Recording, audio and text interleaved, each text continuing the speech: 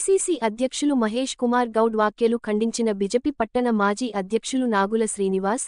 ఈ కార్యక్రమంలో బీజేపీ పట్టణ మాజీ అధ్యక్షుడు నాగుల శ్రీనివాస్, మాజీ ప్రధాన కార్యదర్శి ఏనగంటి నరేష్, పట్టణ కార్యదర్శి కోడం రవి, మాజీ ఉపాధ్యక్షులు గాజుల సదానందం, పట్టణ మాజీ కార్యదర్శులు సుంకోజు రమేష్ చారి, పంపరి అర్జున్ మరియు బూత్ అధ్యక్షులు రజనీకాంత్, నరహరి, చిరు, శ్రీరామ్, వినోద్, శ్యామ్, రాము, శ్రీనివాస్ తదితరులు పాల్గొన్నారు.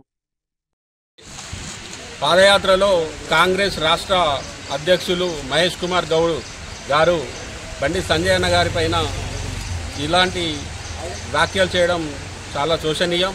అయ్యా మహేష్ కుమార్ గౌడ్ గారు, అసలు మీ పార్టీ ఏంటిది, ఎక్కడ అని ఫస్ట్ మీ పార్టీ గురించి తెలుసుకోండి. మీ పార్టీ దొంగ ఓట్లు అనేది, దొంగతనం చేయడం అనేది కాంగ్రెస్కు వెన్నతో పెట్టిన విద్య. ముందు మీ సోనియా గాంధీ అమ్మ గారు పార్టీ భారత పౌరసత్వం లేకుండానే కాంగ్రెస్కు 1980 సంవత్సరంలో ఓటు వేయడం జరిగింది. అసలు దొంగలు ఎక్కడున్నారా అంటే అంతా కాంగ్రెస్లోనే ఉన్నారు.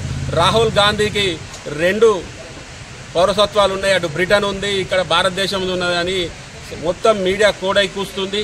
అయినా మీరు ఇవన్నీ ఆలోచన లేకుండా బీజేపీ ఎలక్షన్ కమిషన్ ఒకటైందని మాట్లాడుతున్నారు. అదే విధంగా బీజేపీ ఎలక్షన్ కమిషన్తో కలిసి పనిచేస్తే అసలు మీ ప్రభుత్వం వచ్చేదా ఈ తెలంగాణలో అని అడుగుతున్నాం. కర్ణాటకలో కానీ ఛత్తీస్గఢ్లో కానీ మీ ప్రభుత్వం రావడానికి బీజేపీ ఎలక్షన్ కమిషన్ ఒకటైతే సాధ్యం ఎట్లయితుంది?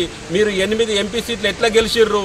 మేము గెలిస్తే 16 మేమే గెలవాలి కదా, 17కు మొత్తం భారతీయ జనతా పార్టీ గెలవాలి. ఇప్పటికైనా ఈ చిల్లర మాటలు మానుకోవాలని మహేష్ కుమార్ గౌడ్ను హెచ్చరిస్తున్నాం. మరోసారి మా పార్టీ గురించి కానీ, భారతీయ జనతా పార్టీ గురించి కానీ, మా నాయకులను కానీ మీరు మాట్లాడితే ఊరుకునేది లేదు. కాంగ్రెస్ చరిత్రలో చూస్తే మొదటి ప్రధానిగా సర్దార్ వల్లభాయ్ పటేల్ రావాలి. నెహ్రూకి వచ్చిన ఓట్లు ఎన్ని అంటే 0. పటేల్కు 12 ఓట్లు వచ్చిన ఓటు చోరీ అనేది కాంగ్రెస్ పుట్టుకలోనే ఉన్నది. కాంగ్రెస్ అంటే చోరీ, చోరీ అంటే కాంగ్రెస్. ఇప్పటికైనా ఖబర్దార్ మహేష్ గౌడ్ గారు, మీరు నోరు అదుపులో పెట్టుకొని మాట్లాడాలి.